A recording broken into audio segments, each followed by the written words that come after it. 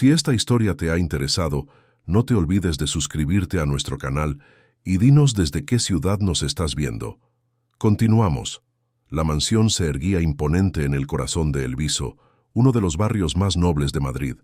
Vista desde fuera, era un sueño arquitectónico de líneas modernas, cristales ahumados y jardines impecablemente cuidados. Pero quien cruzara el portón electrónico y se adentrara en aquel universo particular, descubriría rápidamente que algo allí dentro desafiaba la lógica del lujo y la ostentación. No había luz, o mejor dicho, había solo la mínima necesaria para que los adultos circularan sin tropezar. Pesadas cortinas de terciopelo oscuro bloqueaban por completo la entrada del sol. Lámparas de LED emitían apenas un brillo amarillento y débil, como si toda la casa estuviera sumergida en un crepúsculo permanente. El silencio era otro elemento perturbador. No había risas de niños, no había música, no había el ruido típico de una casa viva. Todo allí parecía suspendido en el tiempo, como si la propia vida hubiera sido puesta en una pausa solemne e inquebrantable. Julia Méndez respiró hondo antes de tocar el timbre por primera vez. A sus 32 años, cargaba en síntesis sus ojos castaños una mezcla de determinación y cansancio. Había trabajado durante casi 8 años como auxiliar de terapia ocupacional en una institución especializada en niños con baja visión y discapacidades visuales. Amaba ese trabajo. Amaba ver el progreso de cada niño, celebrar pequeños logros, enseñar juegos adaptados y ser testigo de sonrisas genuinas. Pero la institución había cerrado sus puertas 6 meses atrás por falta de recursos, y desde entonces Julia se enfrentaba a una dura realidad: desempleo, facturas acumuladas y la necesidad urgente de aceptar cualquier oportunidad que surgiera. Cuando vio el anuncio para cuidadora en una residencia de alto standing, no lo dudó. No era exactamente lo que había soñado hacer con su experiencia, pero era un nuevo comienzo, y lo necesitaba desesperadamente. La puerta fue abierta por una mujer de mediana edad, vestida con una bata blanca inmaculada y una expresión seria que no invitaba a la sonrisa. Se presentó como Marisa, la enfermera coordinadora del equipo de cuidados de la casa. Su tono era protocolario, casi robotizado. Julia fue conducida por pasillos anchos y sombríos. Sus botas hacían un sonido ahogado en el suelo de mármol oscuro. Los cuadros en las paredes eran solo siluetas indefinidas en la penumbra. La temperatura era agradable, pero el aire parecía cargado de algo invisible y pesado. Era como estar dentro de un museo después del horario de cierre, donde todo se preserva pero nada vive realmente. Marisa hablaba mientras caminaban. Las reglas eran muchas. Julia debía mantener las cortinas siempre cerradas, jamás encender luces fuertes, jamás cuestionar los protocolos médicos, jamás sugerir cambios en la rutina sin la aprobación del doctor Marcelo Álvarez, el médico responsable de los niños. Debía acompañar a los niños en actividades predeterminadas, supervisar las comidas, garantizar la higiene y, sobre todo, seguir rigurosamente los horarios establecidos. Nada de improvisaciones, nada de estímulos no autorizados, nada de preguntas inconvenientes. Julia solo asentía con la cabeza, pero por dentro una voz comenzaba a gritar. Aquello no tenía sentido. En su experiencia con niños con discapacidad visual, la regla de oro siempre había sido la opuesta: estimular, explorar, ofrecer variedad sensorial, incentivar la autonomía. ¿Por qué tanto control? ¿Por qué tanta rigidez? Finalmente llegaron a la habitación de los gemelos. Marisa golpeó ligeramente la puerta antes de abrir. El ambiente era espacioso, decorado con muebles a medida y una infinidad de juguetes organizados en estanterías. Pero todo estaba envuelto en la misma penumbra sofocante. Y allí, sentados uno al lado del otro en un sillón demasiado grande para sus pequeños cuerpos, estaban Lucas y Gabriel. Julia sintió que el corazón se le encogía. Los niños tenían 8 años, el pelo castaño bien cortado, ropa impecable y una postura extrañamente formal para niños de esa edad. Estaban inmóviles, con las manos en el regazo y los rostros vueltos hacia el frente, pero sin enfocar en nada específico. Sus ojos eran oscuros y expresivos, pero estaban vacíos de curiosidad. Parecían dos pequeños soldados a la espera de órdenes. Marisa hizo las presentaciones de forma breve y salió, dejando a Julia sola con los niños por primera vez.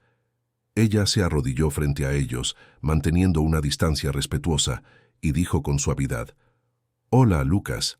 Hola, Gabriel. Me llamo Julia. He venido para haceros compañía, ayudaros en las actividades y, quién sabe, a lo mejor nos divertimos un poco juntos. ¿De acuerdo?». Los niños no respondieron de inmediato. Hubo un silencio largo e incómodo. Entonces Gabriel, el que estaba a la derecha, inclinó ligeramente la cabeza y murmuró: «Buenos días, señora».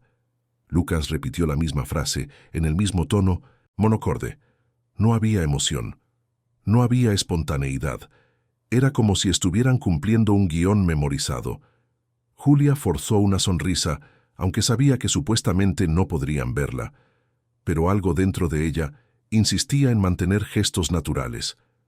Empezó a conversar, haciendo preguntas sencillas sobre lo que les gustaba hacer, cuáles eran sus juguetes favoritos, si solían escuchar cuentos. Las respuestas eran cortas, educadas y completamente desprovistas de entusiasmo. Era como conversar con dos adultos en miniatura, condicionados a responder solo lo necesario. Durante esa primera hora, Julia observó todo con atención. Observó cómo los niños se movían por la habitación con una precisión casi matemática. Observó cómo Gabriel giró el rostro exactamente en dirección a la puerta cuando Marisa pasó por el pasillo de fuera, antes de que cualquier sonido de pasos fuera audible. Observó cómo Lucas, al coger un vaso de zumo de la mesita auxiliar, posicionó la mano con una certeza que no requería tantear. Observó la forma en que ambos evitaban obstáculos con sutiles movimientos de cabeza, como si estuvieran mapeando el espacio sin necesidad de tocar. Los niños ciegos de nacimiento, diagnosticados con ceguera total irreversible, no actuaban así. Julia lo sabía. Había pasado años conviviendo con decenas de niños con diferentes grados de discapacidad visual. Conocía los patrones, los comportamientos, las adaptaciones naturales, y lo que veía allí no se correspondía con el diagnóstico que le habían presentado. A media mañana, Ricardo Ferrer entró en la habitación. Era un hombre alto, de hombros anchos y pelo canoso en las sienes. Vestía un traje impecable, pero cargaba en los ojos un peso que ninguna tela cara conseguía disimular. Era el padre de los niños, viudo desde que los gemelos tenían apenas 6 meses de vida. Su esposa, Elena, había fallecido en circunstancias que nadie en la casa mencionaba abiertamente. Desde entonces, Ricardo se había transformado en una sombra de sí mismo. Empresario de éxito en el sector de la tecnología, administraba negocios millonarios con competencia, pero había perdido por completo la capacidad de administrar su propia felicidad. Saludó a Julia de forma cortés pero distante. Le hizo algunas preguntas sobre su experiencia anterior, sobre cómo se estaba adaptando a la rutina de la casa. Julia respondió con profesionalidad, pero aprovechó la oportunidad para hacer una sugerencia. «Señor Ferrer, he notado que la casa es muy oscura. Sé que el diagnóstico de los niños es delicado, pero en 1910, mi experiencia, incluso los niños con ceguera, pueden beneficiarse de la luz natural para regular el ritmo biológico, mejorar el humor y estimular otros sentidos. ¿Sería posible abrir un poco las cortinas en algún momento del día?» Ricardo se puso tenso. Sus mandíbulas se contrajeron y desvió la mirada. Antes de que pudiera responder, la voz grave y autoritaria del doctor Marcelo Álvarez cortó el aire. «Eso está absolutamente fuera de lugar». Julia se giró y vio a un hombre de aproximadamente 50 años, impecablemente vestido, con una expresión que mezclaba arrogancia y falsa cordialidad. Se acercó con pasos calculados y continuó. «Señorita Méndez, entiendo que tenga experiencia previa, pero el caso de los niños es extremadamente específico. La exposición a la luz puede causar crisis neurológicas graves, dolor intenso y retrocesos irreparables. Cada protocolo aquí ha sido cuidadosamente desarrollado con base en años de estudios y seguimiento. Cualquier desviación puede poner su salud en riesgo. Espero que esto quede claro. Julia se tragó la frustración. No era el momento de confrontar. Era nueva allí. Pero algo en la forma en que el médico hablaba, en la forma en que dominaba la conversación y silenciaba cualquier cuestionamiento, encendió una alerta interna. «Claro, doctor. Solo quería entender mejor», respondió ella manteniendo la voz calmada. Marcelo sonrió, pero era una sonrisa que no alcanzaba los ojos. Se volvió hacia Ricardo e intercambió algunas palabras en voz baja antes de salir. Ricardo permaneció allí por unos minutos más, observando a sus hijos en silencio. Había amor en esa mirada, pero también resignación y culpa. Era un hombre que creía haberles fallado a sus propios hijos y ahora se aferraba a las únicas certezas que tenía, los diagnósticos y los tratamientos carísimos que consumían su fortuna. Cuando Ricardo finalmente salió, Julia volvió su atención a los niños. Continuaban sentados, quietos, como si nada de aquello les afectara, pero Julia percibió algo diferente.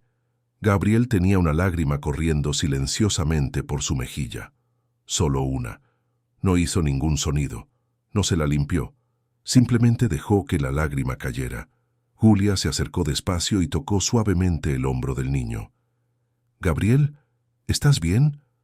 ¿Ha pasado algo?» El niño dudó. Luego, con una voz casi inaudible, murmuró: «Usted no se va a marchar, ¿verdad?» Julia sintió un nudo en la garganta. Esa pregunta cargaba un miedo profundo, una soledad que ningún niño debería sentir. Cogió la pequeña mano de Gabriel y respondió con firmeza: «No, Gabriel, no me voy a marchar. Estoy aquí, y voy a cuidar de vosotros». Lucas, que hasta entonces había permanecido en silencio, también extendió la mano y tocó el brazo de Julia. Fue un gesto simple, pero cargado de significado. Aquellos niños vivían en una prisión de silencio y control, y por primera vez en mucho tiempo alguien les había ofrecido algo diferente, algo que se parecía al afecto. El resto del día transcurrió dentro de la rígida rutina establecida. Julia acompañó a los niños en sesiones de fisioterapia, comidas programadas y actividades de coordinación motora supervisadas por otros profesionales del equipo. Todos eran competentes, pero distantes. Nadie jugaba, nadie reía, nadie trataba a Lucas y Gabriel como niños. Al final de la tarde, Julia terminó su jornada. Antes de salir, pasó por la cocina y encontró al señor Armando, el chofer y conserje de la casa. Un señor de casi 60 años que trabajaba para la familia desde hacía más de una década. Estaba preparando un café y le ofreció una taza a Julia. Ella aceptó agradecida. «Y bien, ¿cómo ha ido el primer día?», preguntó Armando con una sonrisa amable. «Diferente», respondió Julia escogiendo las palabras con cuidado. «La casa es muy bonita, pero tiene una atmósfera extraña. Los niños son muy callados». Armando suspiró y bajó la voz. «Siempre ha sido así, desde que nacieron. El patrón sufre muchísimo. Ha puesto toda su esperanza en los tratamientos. Ha gastado más dinero del que puedo imaginar. Pero nada cambia. Los niños continúan en la oscuridad. Es para partir el corazón». Julia tomó un sorbo de café y ponderó sobre qué decir. «¿Y el médico? ¿El doctor Marcelo?» Armando dudó. Julia se dio cuenta de que escogía las palabras con aún más cuidado. «Es el médico de la familia desde hace muchos años. Fue él quien dio el diagnóstico de los niños cuando eran bebés. El patrón confía en él ciegamente. Algunos de los otros empleados que han trabajado aquí, bueno, algunos tuvieron dudas, pero nadie dura mucho tiempo. O se van por su cuenta o son despedidos». «¿Por qué se van?», insistió Julia. Armando miró a su alrededor, asegurándose de que estaban solos. «Porque hacen demasiadas preguntas, porque intentan cambiar las cosas, y al doctor Marcelo no le gusta eso. Tiene mucha influencia sobre el patrón. Mira, no estoy diciendo nada malo, solo te estoy avisando. Si quieres quedarte aquí, sigue las reglas. No cuestiones, no te involucres demasiado». Julia agradeció el café y la conversación, pero salió de allí con el corazón aún más pesado. En el camino de vuelta a su pequeño apartamento en Vallecas, no podía dejar de pensar en los niños, en las lágrimas silenciosas de Gabriel, en el gesto tímido de Lucas, en la forma en que ambos reaccionaban al ambiente de maneras que no tenían sentido para niños ciegos. Esa noche, Julia apenas pudo dormir. Repasaba en su memoria cada detalle, cada comportamiento, cada reacción de los gemelos. Pensó en todos los niños con los que había trabajado a lo largo de los años. Pensó en los protocolos de estimulación, en las pruebas de percepción visual, en los ejercicios de adaptación. Y cuanto más pensaba, más segura estaba. Algo estaba profundamente mal en esa casa. Al segundo día, Julia llegó a la mansión determinada a observar con aún más atención. Fue recibida nuevamente por Marisa, quien le entregó una lista de actividades del día y reforzó las mismas instrucciones. Julia solo asintió y se dirigió a la habitación de los niños. Lucas y Gabriel estaban sentados en el mismo sillón, en la misma posición del día anterior. Pero cuando Julia entró, ambos giraron ligeramente el rostro en su dirección. Ella aún no había hecho ningún sonido. No había dicho buenos días. Solo había empujado la puerta silenciosamente. ¿Cómo supieron que ella estaba allí? «Buenos días, chicos», dijo Julia observando las reacciones. «Buenos días, Julia», respondieron casi al unísono, y por primera vez había un tono diferente, una leve animación, una expectativa. Julia sonrió. «Hoy vamos a hacer algunas actividades diferentes. ¿Qué os parece si jugamos un poco?» Los niños intercambiaron miradas rápidas. Miradas. Julia captó eso. Los niños ciegos no intercambian miradas. Pueden girar la cabeza el uno hacia el otro, pero no hay intercambio visual. Aquello fue una mirada de complicidad. Rápida, casi imperceptible, pero estaba ahí. Julia se sentó en el suelo y comenzó a contar un cuento. Usó voces diferentes, creó sonidos con la boca, dio palmas en ritmos variados. Los niños reaccionaron, sonrieron. Gabriel incluso se rió bajito en un momento divertido. Eran reacciones genuinas, reacciones de niños que finalmente se sentían a gusto. A media mañana, Julia decidió hacer una prueba discreta. Mientras ordenaba algunos juguetes en una estantería, dejó caer a propósito un pequeño cochecito rojo al suelo, lejos de donde estaban los niños. El cochecito rodó silenciosamente por la alfombra y se detuvo a unos 2 metros de distancia. Julia fingió no haberlo visto y continuó organizando la estantería. Pocos segundos después, Lucas se levantó y caminó directamente hasta el cochecito. No tanteó, no dudó, fue directo. Cogió el cochecito y lo volvió a colocar en la estantería correcta. Luego regresó al sillón como si nada hubiera pasado. Julia sintió que el corazón se le aceleraba. Aquello no era posible. Un niño con ceguera total jamás localizaría un objeto pequeño, silencioso y distante, sin explorar el espacio por el sonido o el tacto. Lucas había actuado como si hubiera visto el cochecito. Necesitaba más evidencias. Pero tenía que ser cuidadosa. Si hacía preguntas directas, podría asustar a los niños o llamar la atención de los profesionales que circulaban por la casa. Durante el almuerzo, Julia observó otra escena reveladora. Gabriel derramó zumo en la mesa. La mancha era pequeña, del tamaño de una moneda, y estaba a unos 30 centímetros de su mano.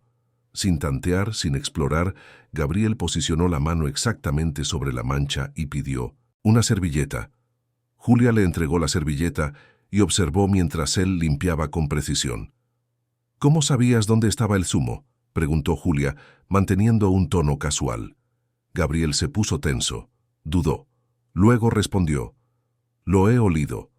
Julia no insistió, pero sabía que esa respuesta no tenía sentido. El zumo de naranja no tenía un olor lo suficientemente fuerte como para ser localizado con tanta precisión a esa distancia. Gabriel estaba mintiendo, o mejor dicho, estaba ocultando algo. A media tarde, mientras los niños descansaban, Julia aprovechó un momento en que Marisa estaba ocupada y entró discretamente en el despacho de 1900. «Ricardo». La puerta estaba entreabierta, y sabía que corría un riesgo enorme, pero la necesidad de entender lo que estaba sucediendo era más fuerte. La sala era elegante, con estanterías de caoba repletas de libros y una gran mesa de trabajo cubierta de papeles. Julia miró rápidamente a su alrededor y vio una carpeta gruesa con el nombre Lucas y Gabriel, historial médico, escrito en el lomo. Cogió la carpeta y comenzó a hojearla. Los primeros documentos eran informes de cuando los niños eran bebés. En ellos, una oftalmóloga llamada Elena Martín describía exámenes detallados. Presencia de respuesta pupilar. A la luz, posible visión residual. Se recomienda seguimiento continuo y estimulación visual precoz. Julia continuó hojeando. Los informes siguientes, todos firmados por el doctor Marcelo Álvarez, eran completamente diferentes. Ceguera total irreversible, ausencia de respuesta a cualquier estímulo luminoso, pronóstico sin posibilidad de recuperación. ¿Cómo era posible que dos profesionales llegaran a conclusiones tan opuestas sobre los mismos pacientes? Julia fotografió rápidamente algunos documentos con el móvil y volvió a colocar la carpeta en su sitio. Su corazón latía acelerado. Estaba comenzando a armar un rompecabezas perturbador. Esa noche, antes de irse, Julia esperó a que los niños se durmieran y fue a su habitación. La casa estaba silenciosa. Abrió discretamente una pequeña rendija de la cortina, lo suficiente para que un haz de luz de la farola de la calle entrara en la habitación. Entonces observó. Lucas y Gabriel estaban en sus camas, supuestamente durmiendo. Pero cuando la luz entró, ambos parpadearon. Se llevaron las manos a los ojos, giraron el rostro en dirección a la ventana. Reacciones automáticas, reflejos visuales. Julia cerró rápidamente la cortina y salió de la habitación. Ahora estaba segura. Esos niños no eran ciegos, o al menos no eran completamente ciegos. Y alguien, por alguna razón, estaba ocultando eso. Alguien estaba manteniendo a Lucas y Gabriel presos en una oscuridad artificial, en una mentira que ya duraba 8 años. Necesitaba descubrir por qué. Necesitaba descubrir quién. Y sobre todo, necesitaba salvar a esos niños antes de que fuera demasiado tarde. Los días siguientes se transformaron en una danza delicada entre seguir las reglas de la casa y buscar discretamente la verdad. Julia llegaba todas las mañanas con el corazón encogido, sabiendo que cada momento al lado de Lucas y Gabriel era una oportunidad de descubrir más sobre lo que realmente sucedía en esa mansión silenciosa. Y cada día, las evidencias se acumulaban como piezas de un rompecabezas que comenzaba a revelar una imagen perturbadora. El lunes de la segunda semana, Julia decidió realizar pruebas más sistemáticas. Esperó un momento en que Marisa estaba ocupada con llamadas telefónicas y los otros profesionales estaban en sus descansos. Entonces, cerró discretamente la puerta de la habitación de los niños y sacó de su bolso algunos materiales que había preparado en casa durante el fin de semana. Eran objetos simples, tarjetas de cartulina con formas geométricas de alto contraste, una pequeña linterna de móvil con intensidad regulable y algunos juguetes de colores. Se sentó en el suelo con los gemelos y dijo en voz baja, casi como si estuviera compartiendo un secreto: «Chicos, necesito hacer algunos ejercicios con vosotros. Son ejercicios diferentes a los que hacéis con los otros profesionales. Pero es importante que los hagamos juntos, ¿vale? Y es importante que sea solo entre nosotros 3. ¿Podéis guardar un secreto?»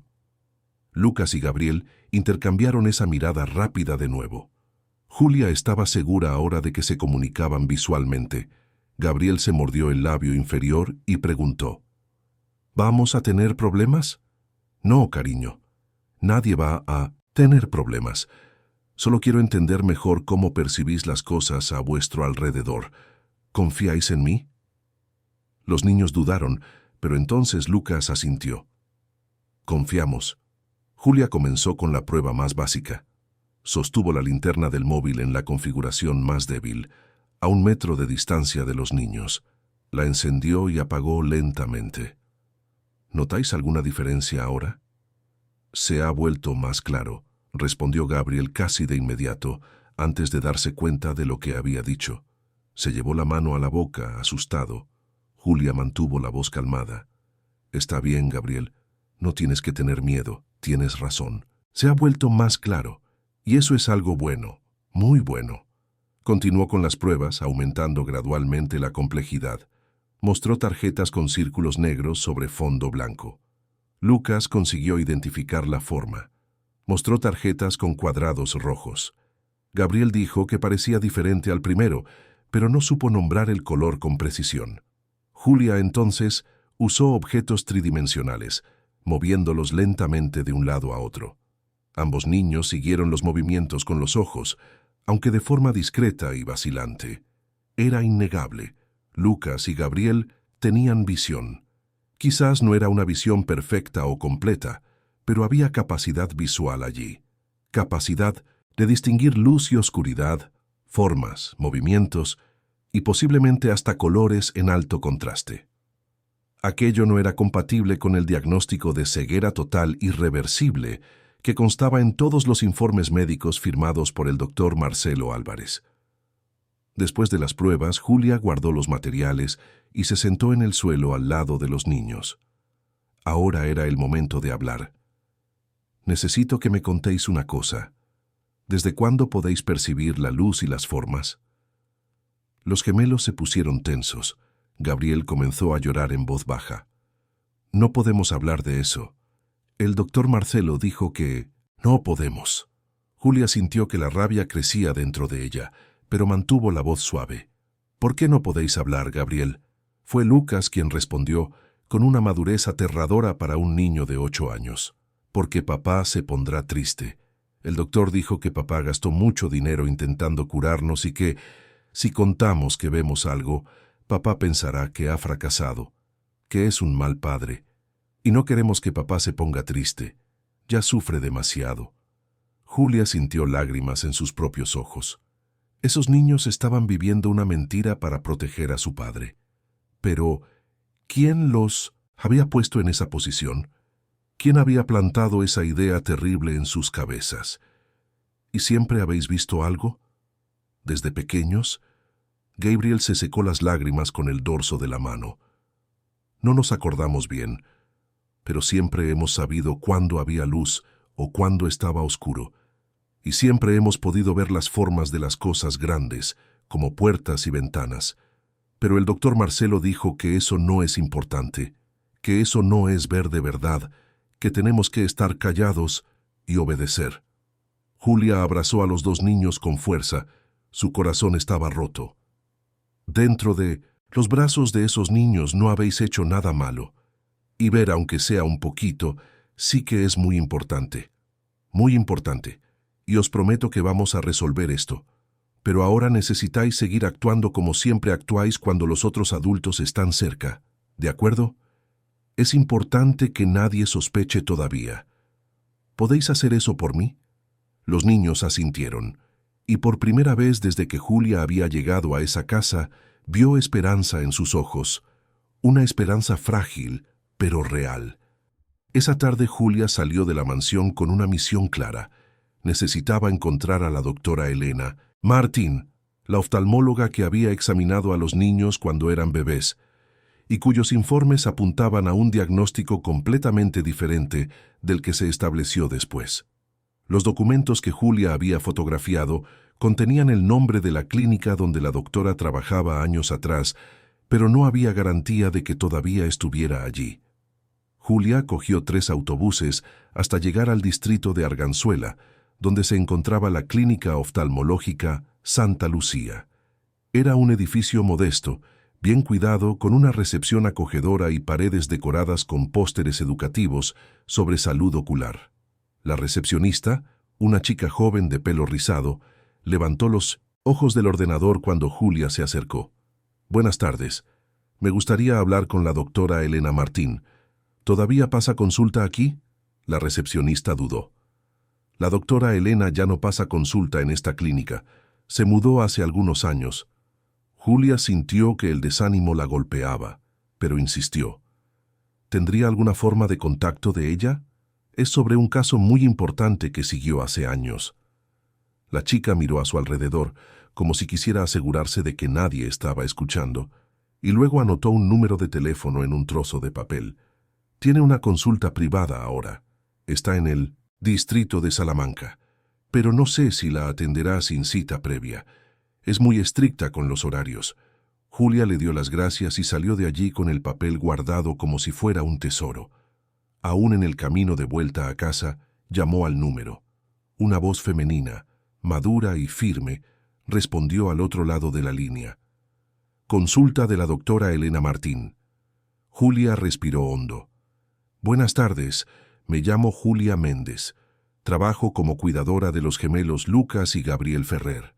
Usted los examinó cuando eran bebés y necesito urgentemente hablar con usted sobre su caso. Hubo un largo silencio al otro lado de la línea. Luego la voz volvió, pero ahora con un tono diferente, cargado de algo que parecía una mezcla de sorpresa y preocupación. Los gemelos Ferrer. Me acuerdo de ellos. Me acuerdo muy bien. ¿Puede venir a mi consulta mañana a las 8 de la tarde? Después del horario de trabajo. Creo que necesitamos hablar lejos de miradas curiosas. Julia aceptó y colgó el teléfono con el corazón acelerado. Había algo en esa conversación que confirmaba sus sospechas. La doctora Elena sabía algo y estaba dispuesta a compartirlo. Al día siguiente, Julia cumplió su rutina en la mansión intentando actuar con normalidad, pero se daba cuenta de que el clima en la casa estaba cambiando. Marisa la observaba con más atención. Los otros profesionales hacían preguntas sobre las actividades que realizaba con los niños, y el doctor Marcelo Álvarez, que solía aparecer solo 2 o 3 veces por semana, ahora estaba presente todos los días, circulando por los pasillos con esa expresión de falsa cordialidad que ocultaba algo mucho más sombrío. Durante el almuerzo, Marcelo se sentó en la mesa del comedor de personal, donde Julia estaba comiendo sola. Trajo una taza de café y apoyó los codos en la mesa estudiándola con ojos penetrantes. Julia, he notado que te has involucrado bastante con los niños. Parecen más animados últimamente. Julia mantuvo la voz tranquila. Intento crear un ambiente acogedor. Creo que echan de menos el afecto. Son niños, al fin y al cabo. Marcelo sonrió, pero era una sonrisa calculada. Sin duda. Pero es importante recordar que el afecto no puede superponerse a los protocolos médicos. Esos niños son frágiles. Cualquier estímulo inadecuado puede causar daños irreversibles. Espero que no estés haciendo nada que pueda comprometer su tratamiento. Julia lo miró fijamente. Sigo todas las indicaciones que me dieron, doctor. Estupendo, porque si descubro que alguien está poniendo en riesgo la salud de mis pacientes, me veré obligado a tomar medidas. Medidas serias, lo entiendes, ¿verdad? Era una amenaza velada. Julia lo sabía, pero no podía retroceder ahora. Lo entiendo perfectamente, doctor. Marcelo terminó el café, se levantó y salió del comedor sin decir nada más. Julia se quedó allí, temblando ligeramente. Estaba lidiando con algo mucho más grande y peligroso de lo que había imaginado inicialmente. Esa noche, Julia llegó a la consulta de la doctora Elena Martín puntualmente a las 8. El lugar estaba en un discreto edificio de oficinas, con una pequeña placa en la puerta que indicaba la especialidad. Elena la recibió personalmente. Era una mujer de aproximadamente 55 años, con el pelo canoso recogido en un elegante moño y unos ojos azules que transmitían inteligencia y cansancio acumulado. «Pasa, Julia. Podemos hablar aquí mismo». El edificio está vacío a esta hora. Se sentaron en cómodos sillones en la sala de espera. Elena sirvió té y se quedó en silencio por unos segundos, como si estuviera organizando sus pensamientos. Luego comenzó a hablar. Recuerdo a los gemelos Ferrer como si los hubiera examinado ayer. Eran unos bebés preciosos, con solo 6 meses de edad cuando llegaron a mi consulta por primera vez. El padre estaba devastado. Su esposa había fallecido hacía poco tiempo y él estaba solo, intentando entender qué les pasaba a sus hijos. Hice todos los exámenes necesarios: oftalmoscopia, pruebas de reflejo pupilar, análisis de la retina. Y lo que encontré no era ceguera total. Había una condición llamada hipoplasia del nervio óptico, que puede causar baja visión, pero los bebés tenían respuesta a la luz. Tenían potencial para desarrollar visión funcional con estimulación adecuada y seguimiento continuo. ¿Y qué pasó? ¿Por qué cambió el diagnóstico? Elena suspiró profundamente. Presenté mis hallazgos al padre y recomendé un plan de seguimiento. Pero antes de que pudiera continuar, me dijo que había consultado a otro especialista, el doctor Marcelo Álvarez, que era amigo de la familia y tenía una reputación impecable. Marcelo reevaluó a los niños y llegó a una conclusión completamente opuesta. Según él, los bebés tenían ceguera total irreversible, y cualquier intento de estimulación visual sería no solo inútil, sino perjudicial. Convenció al padre de que mis exámenes estaban equivocados y que yo no tenía la experiencia necesaria para lidiar con un caso tan grave. Julia sintió que la indignación crecía. ¿Pero usted no lo cuestionó? ¿No intentó mostrar los exámenes? Lo intenté. Me puse en contacto con el padre varias veces. Le envié los informes detallados, pero Marcelo ya había plantado la duda, y era muy convincente. Además, ofreció un tratamiento caro, exclusivo, que prometía al menos aliviar los síntomas y ofrecer confort. El padre, desesperado y culpable, aceptó. Fui básicamente excluida del caso. ¿Y eso no es poco ético? ¿No podía denunciarlo? Elena bajó la mirada. Julia, no entiendes cómo funciona el sistema. Marcelo Álvarez no es solo un médico. Está extremadamente bien conectado. Forma parte de consejos, tiene influencia en hospitales de primer nivel, publica artículos. Si lo denunciara sin pruebas absolutas, sería mi palabra contra la suya. Y habría destruido mi carrera. Intenté ser cautelosa. Investigué discretamente. Y descubrí que los gemelos no eran el único caso. Julia se inclinó hacia adelante.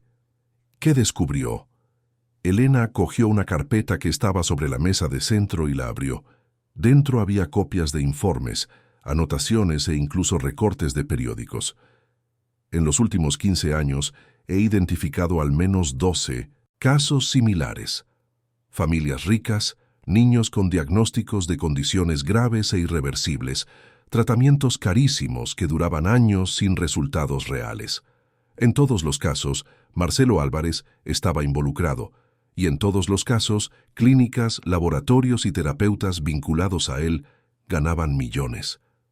«Es una trama», murmuró Julia, sintiendo que se le revolvía el estómago. «Es más que eso. Es una red. Marcelo no trabaja solo. Tiene socios, empresas fantasma, contratos que garantizan que las familias sigan pagando indefinidamente. Y lo peor es que los niños son las mayores víctimas. Crecen creyendo que son incapaces, dependientes, sin futuro, cuando en realidad muchos de ellos tienen potencial de recuperación». Julia sintió lágrimas en los ojos. Los niños me dijeron que Marcelo les instruyó para que ocultaran cualquier señal de visión. Viven esa mentira para no decepcionar a su padre. Elena cerró los ojos y respiró hondo. Eso es monstruoso, pero es exactamente el tipo de manipulación que utiliza. Transforma a los niños en cómplices involuntarios de su propio encarcelamiento. ¿Qué puedo hacer? ¿Cómo puedo ayudarlos? Elena miró a Julia con una mezcla de admiración y preocupación. Estás lidiando con algo muy peligroso, Julia. Marcelo no te dejará exponer esto fácilmente. Tiene abogados, influencia, dinero. Puede destruir tu reputación, inventar acusaciones, hacer que lo pierdas todo. Julia se levantó, decidida. No me importa. Esos niños necesitan ayuda, y no los voy a abandonar. Elena cogió una tarjeta de visita y se la entregó a Julia. Si realmente vas a enfrentarte a esto, necesitarás aliados. Este es el contacto de una abogada especializada en derechos de personas con discapacidad. Tiene experiencia en casos de fraude médico. Y este otro contacto es de un periodista de investigación que ya intentó exponer a Marcelo en el pasado, pero no consiguió pruebas suficientes. Si tienes evidencias sólidas, pueden ayudar. Julia guardó las tarjetas como si fueran oro. ¿Y usted? ¿Me apoyará si necesito un testimonio? Elena dudó, pero luego asintió. Lo haré. Debería haberlo hecho hace años. No voy a cometer el mismo error de nuevo. Las dos mujeres se despidieron con un abrazo. Julia salió de allí con la certeza de que había encontrado una aliada poderosa. Pero también sabía que la batalla apenas comenzaba. En los días siguientes, Julia intensificó las pruebas con Lucas y Gabriel, siempre que tenía oportunidad. Empezó a documentarlo todo. Fotografiaba discretamente las reacciones de los niños a la luz, grababa pequeños vídeos mostrando cómo identificaban objetos de colores y registraba en un diario cada comportamiento que contradecía el diagnóstico de ceguera total. Eran pruebas concretas, que podrían ser usadas en el momento adecuado, pero mantener el secreto se estaba volviendo cada vez más difícil. Los gemelos estaban cambiando, estaban más alegres, más comunicativos, hacían preguntas sobre el mundo exterior que nunca habían hecho antes, y eso llamaba la atención. Marisa comenzó a hacer preguntas. ¿Por qué los niños estaban tan diferentes? ¿Qué estaba haciendo Julia con ellos? ¿Por qué sonreían tanto ahora? Julia inventaba excusas. Decía que solo estaba trabajando la parte emocional, ofreciendo más afecto, creando vínculos, pero sabía que el tiempo se estaba agotando. Marcelo se daba cuenta de que algo estaba fuera de control, y hombres como él no dejaban que las cosas se salieran de control por mucho tiempo. El viernes de esa semana, Ricardo pidió hablar con Julia en su despacho. Ella entró con el corazón acelerado, sin saber qué esperar. El empresario estaba sentado detrás de la gran mesa de caoba, con las manos entrelazadas y una expresión cansada. Julia, necesito darte las gracias. No sé qué estás haciendo, pero mis hijos están diferentes. Están más vivos, más felices. No veía esto desde hace años. Julia aprovechó la oportunidad. Señor Ferrer, ¿puedo hacerle una pregunta? ¿Cuándo fue la última vez que vio a Lucas y Gabriel al sol? ¿Jugando al aire libre? ¿Corriendo en un jardín? Ricardo pareció confundido. No pueden hacer eso. La luz les causa dolor. El doctor Marcelo siempre ha sido muy claro al respecto.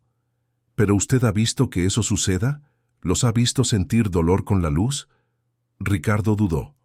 No directamente, pero los informes médicos son claros, y confío en el doctor Marcelo. Ha cuidado de mis hijos desde que nacieron. Julia sabía que estaba pisando terreno peligroso, pero ya no podía retroceder. Señor Ferrer, ¿y si hubiera otra posibilidad? ¿Y si los niños no fueran tan frágiles como nos han dicho? ¿No le gustaría tener la certeza absoluta? Ricardo la miró con una expresión que mezclaba esperanza y miedo. ¿De qué estás hablando, Julia? Julia respiró hondo. Estoy hablando de buscar una segunda opinión, de permitir que otro especialista examine a los niños, sin presión, sin compromiso, solo para asegurarnos de que estamos haciendo lo mejor por ellos. Ricardo se quedó en silencio durante un largo rato. Luego, con la voz entrecortada, dijo: «Tengo miedo, Julia. Tengo miedo de tener esperanza y descubrir que no hay nada que hacer. Tengo miedo de fallarles a mis hijos de nuevo». Julia se acercó y le tocó suavemente el brazo. «Usted no ha fallado. Siempre ha luchado por ellos, pero quizás ahora sea el momento de luchar de una forma diferente. Déjeme mostrarle algo». Cogió el móvil y le mostró a Ricardo algunos de los vídeos discretos que había grabado. Lucas siguiendo una linterna con los ojos. Gabriel identificando formas de colores, ambos reaccionando a la luz natural, de forma positiva y curiosa. Ricardo lo vio todo en silencio, con lágrimas corriendo por su rostro. Cuando los vídeos terminaron, miró a Julia y dijo con la voz quebrada: «¿Qué les he hecho a mis hijos? ¿Qué he permitido que les hicieran? Usted confió en quien creía que estaba en lo cierto. No es culpa suya, pero ahora sabe la verdad y puede hacer algo al respecto». Ricardo se secó las lágrimas y su expresión cambió. La vulnerabilidad dio paso a la determinación. «Quiero una reunión con el doctor Marcelo mañana y quiero que estés presente». Julia asintió. La Batalla estaba a punto de comenzar. El sábado amaneció con un cielo gris sobre Madrid. Nubes pesadas cubrían la ciudad, como si el propio clima anticipara la tormenta que estaba a punto de desatarse dentro de la mansión de los Ferrer. Julia llegó más temprano de lo habitual, con el estómago revuelto de ansiedad. Sabía que ese día sería decisivo.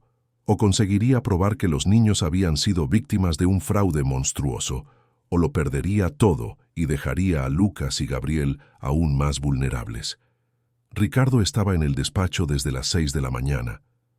Había pasado la noche en vela, revisando documentos, releyendo informes médicos y confrontando cifras. ¿Cuánto dinero había gastado a lo largo de esos 8 años? ¿Cuánto había invertido en tratamientos, terapias, equipos y consultas que, ahora se daba cuenta, quizás nunca habían sido necesarios?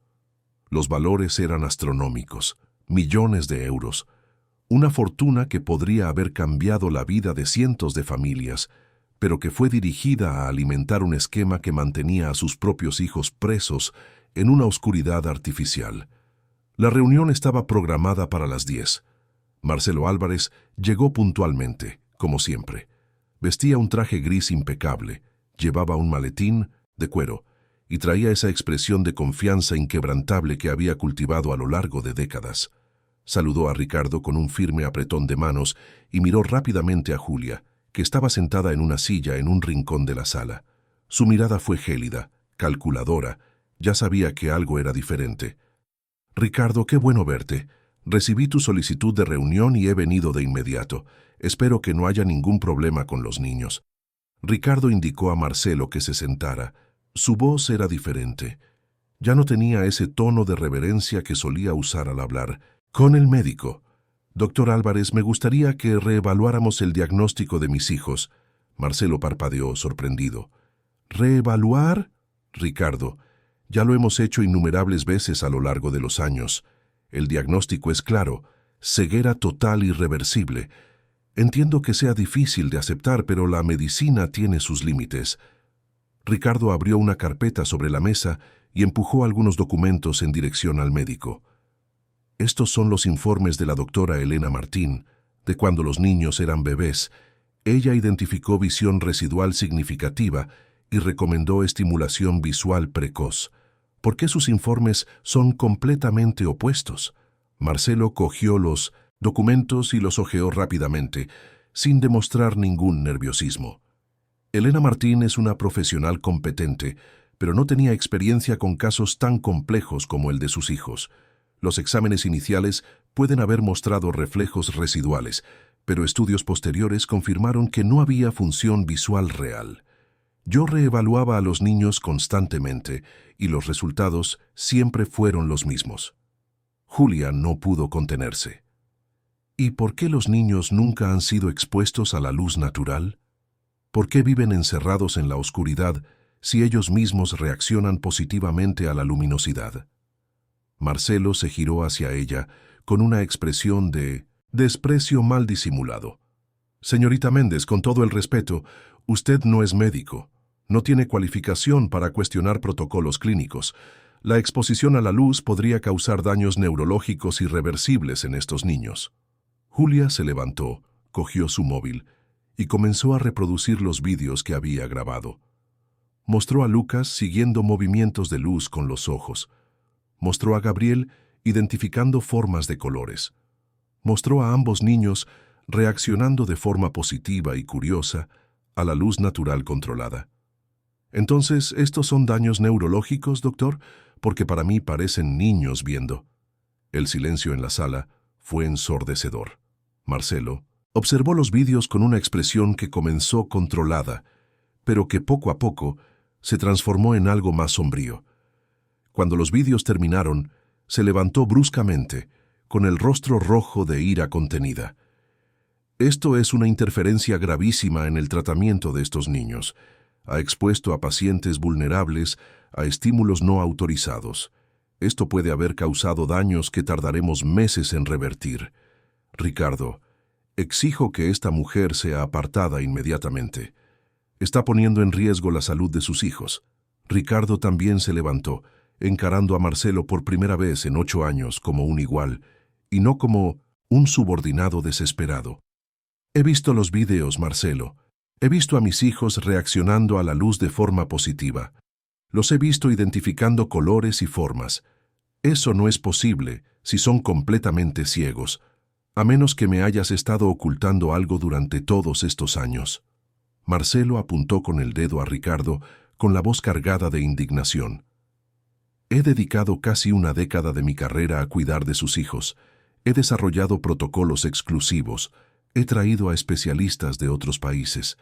He invertido mi tiempo, mi reputación, y ahora cuestionas mi trabajo por culpa de unos vídeos manipulados por una empleada sin cualificación. Julia dio un paso al frente. ¿Manipulados? ¿Quiere decir que he editado las reacciones de los niños? ¿Que me he inventado su capacidad de seguir la luz con los ojos? Marcelo la ignoró y se volvió hacia Ricardo. Voy a ser muy claro. O me das autoridad total sobre el tratamiento de los niños de nuevo, o me retiro del caso. Y te garantizo que ningún otro especialista de renombre aceptará hacerse cargo de pacientes que han sido sometidos a este tipo de interferencia irresponsable. Era una amenaza directa. Marcelo apostaba a que Ricardo, por miedo e inseguridad, retrocedería. Pero no conocía al hombre que tenía delante ahora. El Ricardo que había pasado la noche revisando documentos, confrontando cifras y finalmente permitiéndose cuestionar verdades que había aceptado ciegamente durante tanto tiempo. Ricardo respiró hondo y dijo con firmeza: «Entonces acepto su retirada del caso, doctor Marcelo, y voy a buscar una segunda opinión. De hecho, varias opiniones, de profesionales que no tengan vínculos financieros con las clínicas y laboratorios que usted ha recomendado a lo largo de estos años». Marcelo se puso lívido. Sus ojos se entrecerraron y dio un paso amenazador hacia Ricardo. «No tienes ni idea de lo que estás haciendo. Vas a arruinar la vida de tus hijos por culpa de falsas esperanzas plantadas por una oportunista». Julia avanzó, interponiéndose entre los dos hombres. «¿Oportunista? Yo no he ganado nada con esto. Solo quiero que estos niños tengan la oportunidad de vivir de verdad, de ver el mundo, de ser felices. Usted es quien se ha lucrado con millones manteniéndolos en la oscuridad». Marcelo soltó una risa sarcástica. «¿Crees que puedes probar eso? ¿Crees que puedes acusarme sin consecuencias? Tengo una reputación impecable. He publicado decenas de artículos. Formo parte de los consejos más importantes del área. Una palabra mía y tu carrera se acaba antes de empezar». Julia no retrocedió. «Entonces hágalo, pero antes de eso me aseguraré de que cada familia a la que usted ha engañado sepa la verdad». La tensión en la sala estaba al límite cuando la puerta del despacho se abrió. Marisa entró apresuradamente, con expresión de preocupación. «Señor Ferrer, disculpe que interrumpa, pero es sobre Gabriel. Está teniendo una crisis». Todos corrieron a la habitación de los niños. Gabriel estaba tumbado en la cama, con las manos presionando las sienes y gimiendo en voz baja de dolor. Lucas estaba a su lado, sosteniendo la mano de su hermano y llorando. Marcelo inmediatamente asumió el control de la situación, apartando a Julia y comenzando a examinar al niño con movimientos rápidos y precisos. «Está teniendo una crisis neurológica, exactamente lo que advertí que podría pasar con la exposición inadecuada a la luz. Necesitamos sedarlo inmediatamente». Ricardo estaba pálido, dividido entre la confianza en los vídeos que había visto y el miedo a estar cometiendo un error que podría costar la salud de su hijo. Julia, sin embargo, observaba la escena con atención. Había algo raro. Gabriel no estaba sintiendo dolor de verdad. Sus ojos no estaban contraídos. Su respiración no estaba acelerada. Estaba actuando. Julia se arrodilló al lado de la cama y dijo en voz baja, solo para que Gabriel la oyera: «¿Estás bien, cariño? ¿De verdad?». Gabriel abrió ligeramente los ojos y miró a Julia. Fue una mirada rápida, pero que lo dijo todo. Estaba fingiendo, y lo estaba haciendo porque Marcelo se lo había ordenado. Era la trampa perfecta: crear una crisis falsa para justificar el despido de Julia y recuperar el control total sobre la familia. Julia se levantó y encaró a Marcelo. No está teniendo una crisis. Está fingiendo porque usted se lo ha mandado. Marcelo la fulminó con la mirada. Esa es una acusación absurda e irresponsable. Está usted delirando. Julia ignoró al médico y se volvió hacia Ricardo. Señor Ferrer, confía en mí. Ricardo miró a sus hijos, a Marcelo, a Julia. Estaba en el centro de una guerra que no sabía cómo luchar. Pero entonces vio algo que le hizo tomar una decisión. Vio a Lucas mirándole directamente. No era la mirada vaga de un niño ciego.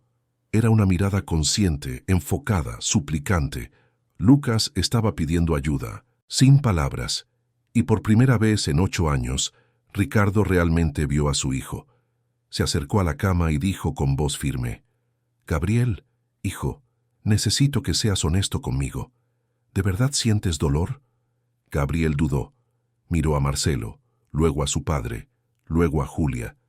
Y entonces, con la voz temblorosa, dijo: «No, papá, no siento dolor». El doctor Marcelo me pidió que fingiera. El silencio que siguió fue absoluto. Marcelo se quedó inmóvil, con la expresión congelada en shock e ira. Ricardo cerró los ojos y respiró hondo, intentando procesar lo que acababa de oír. Julia sintió las lágrimas correr por su rostro. Ricardo se arrodilló al lado de sus hijos y cogió las manos de ambos. «¿Por qué nunca me contasteis la verdad?». Fue Lucas quien respondió con la voz entrecortada: «Porque teníamos miedo, papá. El doctor Marcelo dijo que si contábamos que veíamos algo, te pondrías muy triste. Pensarías que habías gastado dinero para nada, que eras un mal padre. Y no queríamos decepcionarte. Te queremos». Ricardo abrazó a los 2 niños con fuerza, sollozando. «Nunca me habéis decepcionado, nunca. Yo soy el que os ha fallado. Yo que no me di cuenta. Perdonadme. Perdonadme, por favor». Marcelo comenzó a retroceder hacia la puerta, pero Ricardo se levantó rápidamente y bloqueó la salida. «No te vas a ir de aquí hasta que llegue la policía. Has manipulado a mis hijos, te has lucrado con su sufrimiento, les has robado años de felicidad que nunca van a recuperar». Marcelo intentó mantener la compostura. «No tienes pruebas de nada, son solo palabras de niños confundidos. Cualquier abogado desmontaría esto en segundos». Ricardo sonrió, pero era una sonrisa amarga. «Tengo 8 años de documentos financieros. Tengo registros de todos los pagos hechos a clínicas y laboratorios vinculados. ¿Sabe usted? Tengo los vídeos que Julia grabó. Tengo el testimonio de la doctora Elena Martín. Y tengo la palabra de mis propios hijos. ¿De verdad crees que no es suficiente?». Marcelo se dio cuenta de que estaba acorralado. Intentó una última jugada. «Ricardo, piénsalo bien. ¿De verdad quieres exponer a tu familia a un escándalo público? ¿Quieres que el mundo entero sepa que fuiste engañado durante años? ¿Que tus hijos vivieron una mentira? Podemos resolver esto de forma discreta. Yo me aparto. Tú buscas otros profesionales. Y todos seguimos adelante». Ricardo dio un paso al frente, con los ojos brillantes de ira contenida. «No me importa el escándalo. Me importa la justicia. Y vas a pagar por cada día que les has robado a mis hijos». Marcelo aún intentó argumentar, pero Ricardo ya había cogido el teléfono y llamado a la policía. Mientras esperaban, Julia se sentó en la cama al lado de los niños. Gabriel y Lucas se acurrucaron en ella, permitiéndose finalmente ser solo niños. Niños asustados, confundidos, pero que por primera vez en mucho tiempo sentían que alguien los protegía de verdad. Marisa y los otros profesionales de la casa fueron llamados al despacho. Ricardo interrogó a cada uno de ellos sobre lo que sabían, sobre lo que habían percibido a lo largo de los años. Algunos lloraron, diciendo que siempre habían sospechado que algo iba mal, pero tenían miedo de perder el empleo. Otros juraron que solo seguían las órdenes del doctor Marcelo y que no tenían idea de la magnitud del fraude. Solo el señor Armando, el chófer, tuvo el coraje de decir lo que realmente pensaba. «Siempre supe que había algo podrido aquí, patrón, pero ¿quién me iba a creer a mí? Soy solo un empleado. Usted confiaba en el doctor. Todos confiaban. Era muy bueno haciendo que la gente le creyera». Cuando llegó la policía, Marcelo intentó mantener la dignidad. Se presentó como víctima de un malentendido, alegó que todo no era más que una interpretación equivocada de protocolos médicos complejos. Pero los policías recogieron los documentos, grabaron las declaraciones de Ricardo, Julia y de los propios niños y se llevaron a Marcelo para prestar declaración en la comisaría. Salió de la mansión esposado con la expresión de quien aún no creía que su imperio de mentiras se había derrumbado. En los días siguientes, la historia acaparó los titulares de los periódicos. La prensa de investigación comenzó a desentrañar la trama. Periodistas contactaron con otras familias que habían sido atendidas por Marcelo a lo largo de los años, y las revelaciones fueron devastadoras. Había al menos 17 familias atrapadas en el mismo esquema de fraude. Niños diagnosticados con condiciones irreversibles cuando en realidad tenían potencial de recuperación. Tratamientos millonarios que duraban años sin resultados reales. Clínicas y laboratorios que facturaban fortunas mientras mantenían a los pacientes dependientes indefinidamente. La doctora Elena Martín fue llamada a declarar y presentó toda la documentación que había reunido a lo largo de los años. Otros profesionales, que habían sido silenciados o apartados por cuestionar a Marcelo, también salieron a la luz. Y poco a poco, la red de corrupción fue expuesta públicamente. Marcelo Álvarez fue formalmente acusado de fraude, estafa, falsificación de documentos médicos y negligencia criminal. Su licencia profesional fue revocada, sus cuentas bancarias fueron bloqueadas y esperaría el juicio en prisión. Ricardo contrató a un equipo multidisciplinar para reevaluar a Lucas y Gabriel, oftalmólogos, neurólogos, terapeutas ocupacionales. Todos llegaron a la misma conclusión. Los niños tenían una visión funcional significativa. No era una visión perfecta. Había limitaciones debido a los años sin estimulación adecuada. Pero con terapia, ejercicios visuales y el seguimiento correcto, podrían desarrollar una calidad de vida que jamás habían imaginado posible. La primera vez que Lucas y Gabriel salieron al jardín de la mansión bajo la luz del sol fue un momento que Julia jamás olvidaría. Los niños se quedaron parados durante largos minutos, simplemente sintiendo el calor en sus rostros, el brillo en sus ojos, el verde de los árboles a su alrededor. Entonces Gabriel señaló una flor roja y dijo, con la voz llena de emoción: «Estoy viendo, papá. Estoy viendo de verdad». Ricardo abrazó a sus hijos y lloró como no lloraba desde que perdió a su esposa. Pero eran lágrimas diferentes. No eran lágrimas de desesperación o culpa. Eran lágrimas de alivio, de esperanza, de un nuevo comienzo. Julia observaba la escena desde lejos, con el corazón desbordado. Había arriesgado todo para llegar hasta allí. Se había enfrentado a amenazas, dudas, miedo, pero había valido la pena. Cada segundo de ansiedad valió la pena cuando vio a esos niños finalmente libres para ser niños. Ricardo se acercó a ella y le cogió las manos con gratitud. «Julia, no tengo palabras para agradecerte lo que has hecho. Has salvado a mis hijos, has salvado a mi familia». Julia sonrió con lágrimas en los ojos. «Solo hice lo correcto, lo que cualquiera debería hacer. Pero no lo hizo cualquiera, lo hiciste tú.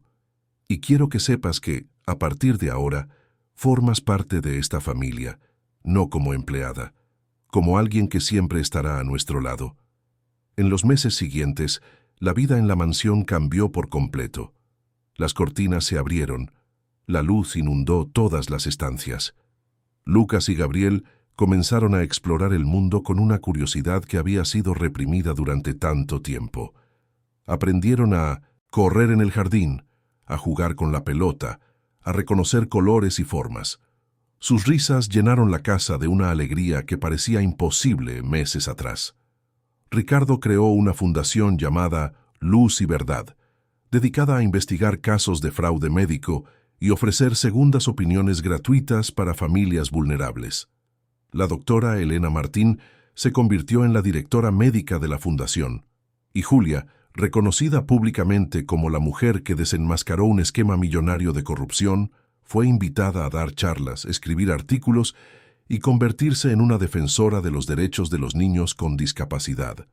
Pero a pesar de toda la atención y el reconocimiento, lo que más le importaba a Julia eran los pequeños momentos. Ver a Lucas intentando leer sus primeras palabras en letras grandes. Ver a Gabriel dibujando el sol con un lápiz amarillo. Ver a los dos hermanos corriendo juntos bajo la luz del día, sin miedo, sin cadenas, sin mentiras. La batalla había sido ganada. La verdad había prevalecido. Y dos niños que vivieron 8 años en la oscuridad finalmente podían ver no solo el mundo a su alrededor, sino también el futuro que se abría ante ellos. 6 meses después, Madrid vivía un otoño apacible. Los árboles de El Viso comenzaban a adquirir tonos dorados, y la luz de la tarde entraba por las ventanas de la mansión de los Ferrer con una suavidad que parecía imposible no hacía mucho tiempo. La casa que antes era un mausoleo de penumbra y silencio, ahora vibraba con vida.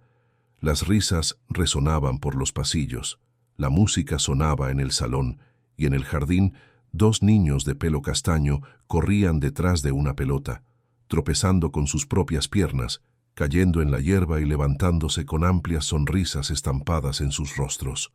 Julia observaba todo desde la terraza, con una taza de café en las manos y el corazón desbordado de gratitud. No pasaba un solo día sin que recordara cómo todo podría haber sido diferente. De cómo, si hubiera aceptado el silencio y seguido las reglas sin cuestionar, esos niños todavía estarían atrapados en una oscuridad que nunca fue real. Pero ella había elegido el camino más difícil, había elegido el coraje, y ahora veía los frutos de esa elección floreciendo ante sus ojos. Lucas corrió hasta la terraza con las mejillas sonrosadas de tanto ejercicio. «Julia, Julia, mira lo que he conseguido hacer».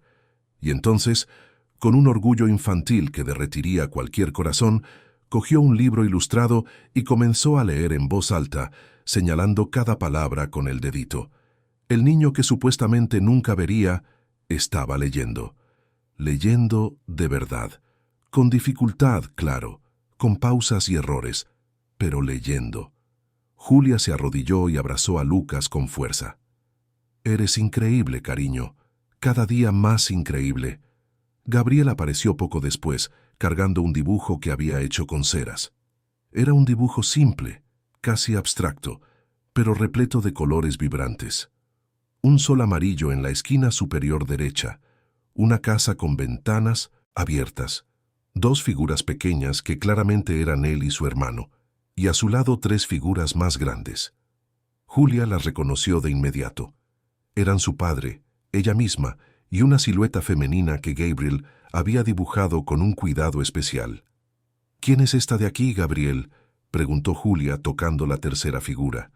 Gabriel sonrió tímidamente. «Es mamá. Nunca la vimos, pero papá nos enseñó fotos. Era guapa, y ahora podemos ver su cara en las fotos. Es muy guay». Julia sintió un nudo en la garganta. La esposa de Ricardo, que se había ido cuando los niños eran solo bebés, ahora finalmente podía ser vista por ellos. Era como si un pedazo de la familia que se había perdido hubiera sido recuperado, aunque solo fuera a través de imágenes. Ricardo apareció en la terraza en ese momento, todavía con traje, pues acababa de llegar de una reunión importante. Se arrodilló junto a sus hijos y observó el dibujo con emoción contenida. «Era muy guapa, Gabriel, y os quería muchísimo a los dos. Si estuviera aquí ahora, estaría tan orgullosa de todo lo que habéis conseguido». Los niños abrazaron a su padre, y los 3 se quedaron allí por unos minutos, en un silencio confortable que no necesitaba palabras. Julia se apartó discretamente, dando espacio a ese momento familiar, pero Ricardo la llamó. «Julia, tú también formas parte de esto. Ven aquí». Ella se unió al abrazo colectivo y por primera vez desde que todo comenzó, sintió que realmente había marcado la diferencia. No solo en la vida de esas 3 personas, sino en el mundo. Esa misma tarde, Ricardo y Julia tenían una reunión programada en la sede de la Fundación Luz y Verdad. La organización había crecido exponencialmente en los últimos meses. Lo que comenzó como una iniciativa para investigar el caso de Marcelo Álvarez se había transformado en un movimiento nacional de lucha contra los fraudes médicos y defensa de los derechos de las personas con discapacidad. La Fundación ya había recibido más de 200 denuncias de familias que sospechaban de diagnósticos equivocados o tratamientos dudosos, y en al menos 30 casos lograron demostrar irregularidades graves. La doctora Elena Martín estaba en la sala de reuniones cuando Julia y Ricardo llegaron. A su lado, una mujer de unos 40 años, con los ojos rojos de tanto llorar y una expresión de alivio y gratitud. Elena hizo las presentaciones. Ricardo, Julia, esta es Patricia Alarcón. Es la madre de Sofía, una niña de 10 años que también fue paciente del doctor Marcelo Álvarez. Patricia se levantó y estrechó las manos de ambos con fuerza. No sé cómo agradecérselo. Cuando leí sobre su caso en los periódicos, sentí que por fin había encontrado a alguien que me entendía. A mi hija le diagnosticaron a los 3 años una parálisis cerebral severa. Marcelo dijo que nunca caminaría, nunca hablaría, nunca tendría autonomía. Gastamos todo lo que teníamos en tratamientos que él recomendó, terapias carísimas que nunca daban resultado. Y Sofía seguía allí, atrapada en una silla de ruedas, siendo tratada como si fuera incapaz de todo. ¿Y qué pasó?, preguntó Julia, ya previendo la respuesta. Patricia se secó las lágrimas. Cuando su fundación se puso en contacto, conseguimos una segunda evaluación con otros especialistas y descubrieron que Sofía tiene una condición neurológica, sí, pero es totalmente diferente de lo que Marcelo había diagnosticado. Con la fisioterapia adecuada, puede caminar, ya está andando con apoyo. Y habla mucho, cuenta cuentos, canta canciones, hace preguntas. Estaba atrapada no por su enfermedad, sino por el diagnóstico equivocado. Igual que sus hijos, señor Ferrer. Ricardo abrazó a Patricia. La culpa no es suya. La culpa nunca fue nuestra. Confiamos en quien debía protegernos, y fuimos traicionados, pero ahora estamos luchando para que esto no le ocurra a nadie más. Elena cogió una carpeta sobre la mesa y la abrió. De las 17 familias que identificamos como víctimas directas de la trama de Marcelo Álvarez, 14 ya han conseguido reevaluaciones y nuevas terapias. 3 niños que supuestamente nunca caminarían están andando. 5 que supuestamente eran ciegos tienen visión funcional. 2 que fueron diagnosticados con retraso mental grave están asistiendo a una escuela normal. Es impresionante cómo la vida de estas familias ha cambiado en cuestión de meses. Julia sentía el pecho henchido de emoción. ¿Y qué hay del juicio de Marcelo? Elena suspiró. El juicio está fijado para dentro de 3 semanas. La Fiscalía ha reunido pruebas suficientes para garantizar una condena severa. Además de las 17 familias que fueron víctimas directas, hemos identificado otras 30 que también sufrieron diagnósticos dudosos a lo largo de su carrera.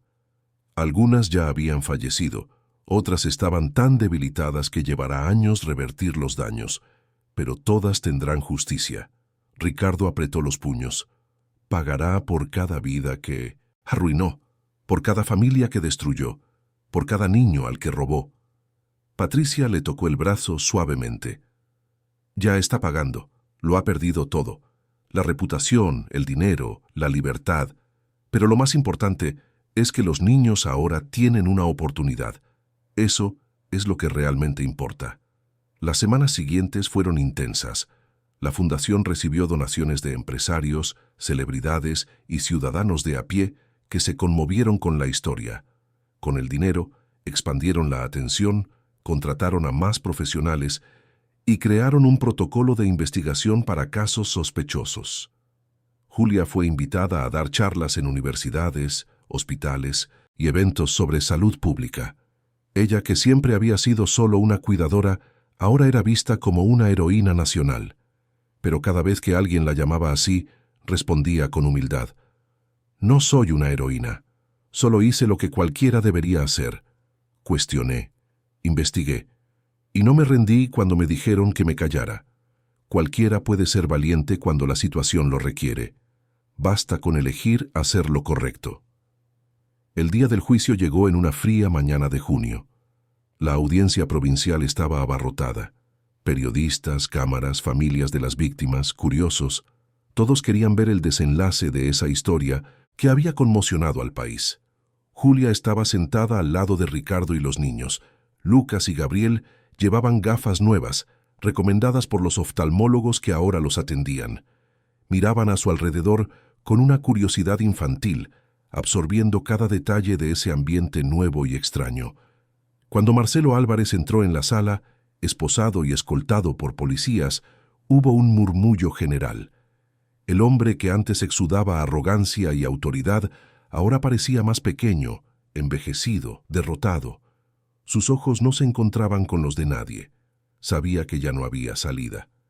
El juicio duró 3 días. La fiscalía presentó documentos, informes médicos, testimonios de víctimas y pruebas financieras que mostraban el flujo de dinero entre las familias y las clínicas vinculadas a Marcelo. La defensa intentó argumentar que todo no eran más que errores médicos honestos, interpretaciones diferentes de exámenes complejos. Pero las evidencias eran irrefutables. Había un patrón claro. Las familias ricas eran el objetivo. Los niños vulnerables eran utilizados como fuente de lucro continuo. Y Marcelo era el director de una orquesta criminal que había estado tocando durante más de 15 años. Al tercer día, fue el turno de las víctimas de dar sus testimonios. Patricia Alarcón habló de Sofía, de los años perdidos, del dinero gastado y de la esperanza que finalmente había encontrado. Otras madres y padres subieron al estrado y contaron historias similares, historias de niños que vivieron menos de lo que podrían haber vivido, de familias que se endeudaron hasta la ruina, de sueños destruidos por la codicia. Cuando llegó el turno de Ricardo, caminó hacia el micrófono con paso firme.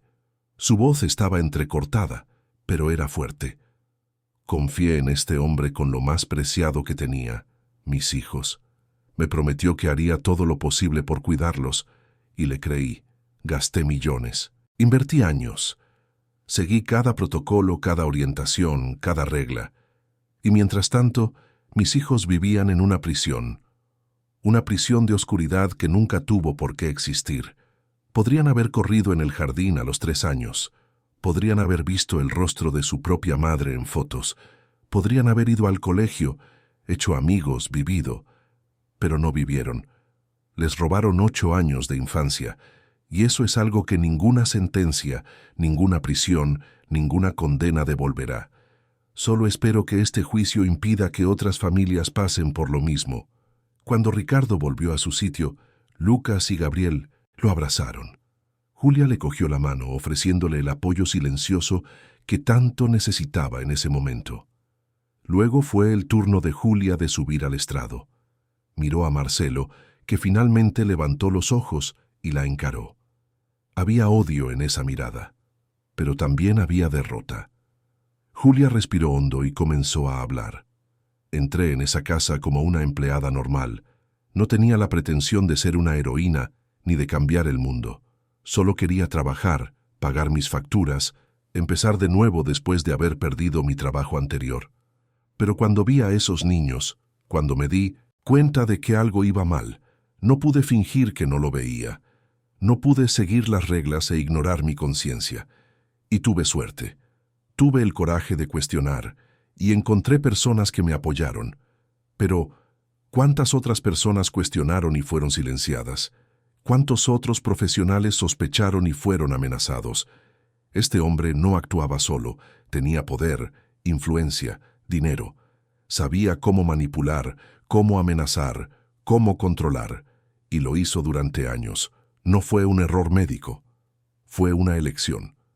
Una elección consciente de lucrarse con el sufrimiento de niños inocentes, y por eso tiene que pagar. Al final del tercer día, el juez se retiró a deliberar. La espera fue angustiosa, 2 horas que parecieron eternas. Cuando el juez regresó, todos se pusieron de pie. La sentencia fue leída en voz alta, clara y firme. Marcelo Álvarez ha sido declarado culpable de 17 cargos de fraude médico, falsificación de documentos, estafa cualificada y negligencia criminal. La sentencia es de 25 años de reclusión en régimen cerrado, sin posibilidad de progresión de grado antes de cumplir la mitad de la condena. Además, se le prohíbe ejercer la medicina en cualquier circunstancia por el resto de su vida. Sus bienes serán confiscados y revertidos en indemnizaciones para las familias víctimas. Que esta sentencia sirva de ejemplo para todos aquellos que piensen en usar la medicina como herramienta de explotación y codicia. La sala estalló en aplausos y lágrimas. Marcelo bajó la cabeza y fue conducido por los policías. No hubo una última palabra. No hubo arrepentimiento, solo silencio. Fuera de la audiencia, los periodistas rodearon a Julia, Ricardo y las otras familias. Las cámaras lo grababan todo. Las preguntas venían de todos lados. ¿Cómo se siente? ¿Esto cambia algo? ¿Qué le diría a otras personas que sospechan de diagnósticos erróneos? Julia miró directamente a las cámaras y dijo con firmeza: les diría que confíen en sus instintos. Si algo parece que está mal, probablemente lo esté. Cuestionen, busquen segundas opiniones, no tengan miedo de contradecir a las autoridades y, sobre todo, luchen por sus hijos, luchen con todo lo que tengan, porque se lo merecen. Los meses siguientes trajeron transformaciones que fueron más allá del juicio. La historia de Lucas y Gabriel inspiró cambios legislativos. Se aprobó un proyecto de ley que exigía que todos los diagnósticos de condiciones graves e irreversibles en niños fueran validados por al menos 3 especialistas, independientes, sin vínculos financieros entre sí. Además, se creó un fondo nacional para ofrecer segundas opiniones gratuitas a familias de bajos ingresos. La Fundación Luz y Verdad se convirtió en un referente internacional. Recibió invitaciones de otros países para compartir su metodología de investigación y protección de pacientes vulnerables. Y Julia, que había comenzado como cuidadora, ahora era la directora ejecutiva de la fundación, gestionando un equipo de más de 50 profesionales dedicados a proteger a niños y familias.